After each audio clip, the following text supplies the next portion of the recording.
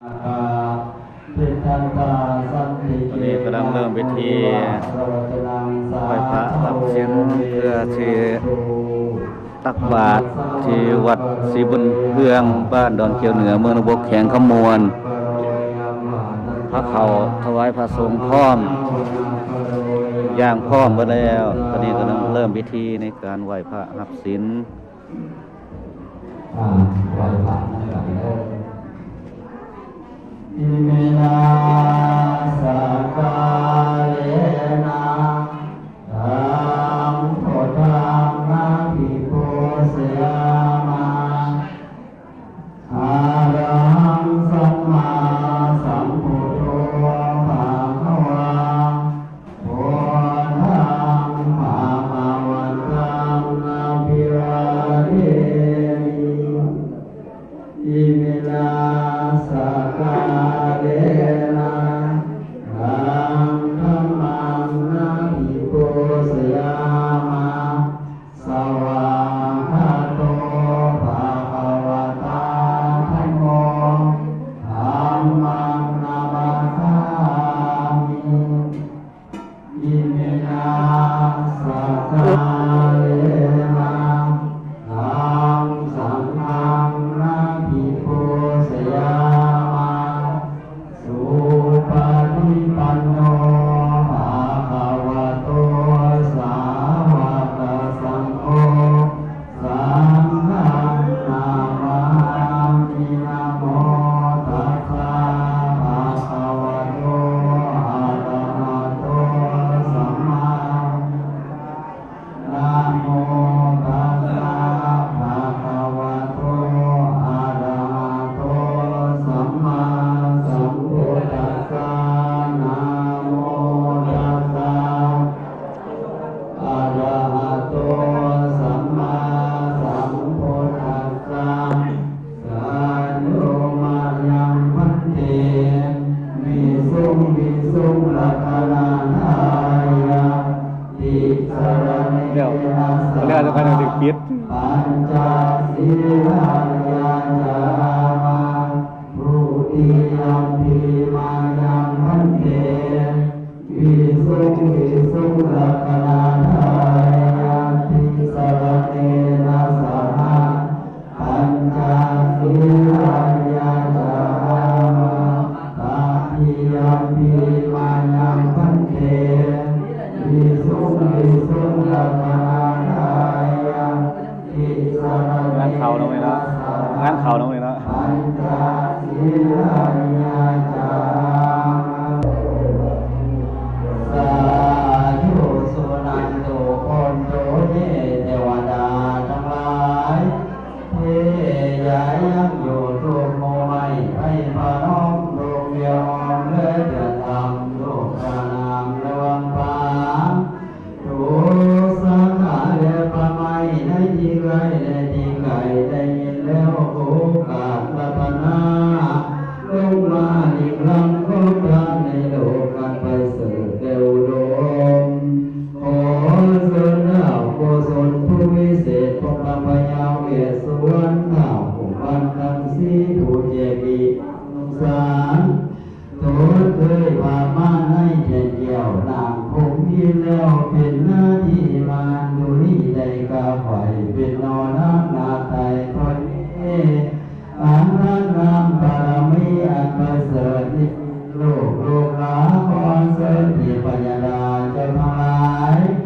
โยมเสด็จลงหน้าหับเอาของท่านของพวกผู้กาทั้งหลายที่ได้เอาเขามาใส่บาตรจะนำคำจังนั้นคำมาเขาคงมีกาบมากเป็นบุญขอให้ผู้กาทุกคนทุกคนในวันนาเข้าสู่เวียนแก้วกล่าวแล้วคือนิรพานในนบตการเบื้องหน้าพุทธเถิดสาธุกิติปตังปัญจเวรังนามนาคังราตนังกโรมา ตอนนี้กำลังสิถวายสังฆทานสังฆทานตอนโบสถ์ในเวลา 8 โมงบทศรีบุญเฮือง บ้านดอนเขียวเหนือเมืองหนองบัวแข็งขมวน ทานังเมปาริสุทธังนิพพานังปรมังสุขังนิพพานัง สะท้อนแสงสะท้อนแสง สาธุขอทานพน้อย สะท้อนแสงสะท้อนแสง มอวิจัยเกียรติทอดเอามัวยอสิ่งวัฒนทอดจิตเพียงพอเรืองใสดีขอให้นำธรณีจับยืนหมายสื่อไว้ทุกคนข้าแต่นายกุพลกุมารนังสีทุกที่พ่อมีพ่อขอให้มานิยมบังพ่อ มันต้องยากกว่านี้ ใจอ่อนน้อม มันก็ดึงบ่ขึ้นโอ้ยดึงขึ้น ขอให้สำเร็จความปรารถนา โอ้ยยาวเยอะเหมือนกัน ฮะพอแล้ว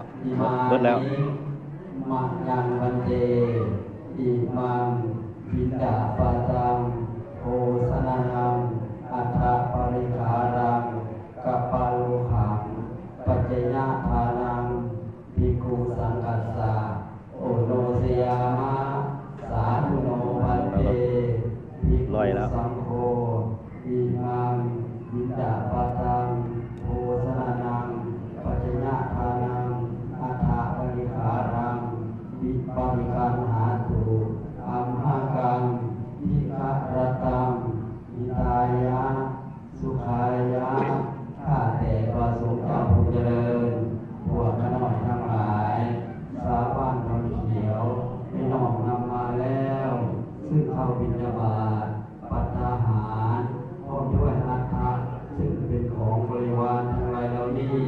ขอถวายแด่พระสงฆ์ขอพระสงฆ์จงรับเพื่อประโยชน์และความสุขความเจริญของพวกหมู่คณะทั้งหลาย โดยมีเจ้าศรัทธาข้าพเจ้าเมตประยูนพร้อมด้วยนางปวีนาปริณปวีนาในสารของบุญลือกองเพื่อเป็นการอุทิศถึงของวิญญาณของแม่เยเจือสยามกุมารมีต้นกาลาเพิ่งต้นอุทิศถึงของวิญญาณ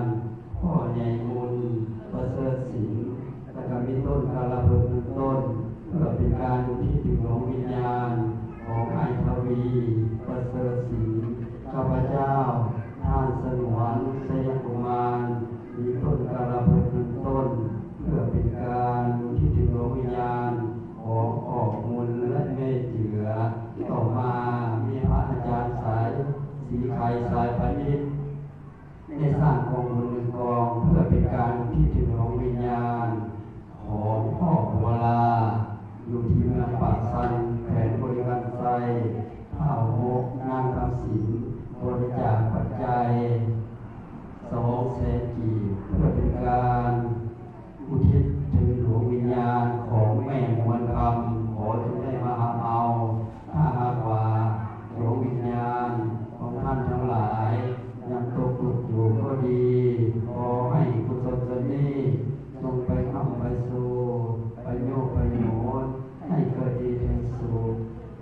มีนางโดกลักษณ์สยามกุมารพร้อมครอบครัวได้สร้างต้นกาลาเพิ่งต้นเพื่อเป็นการอุ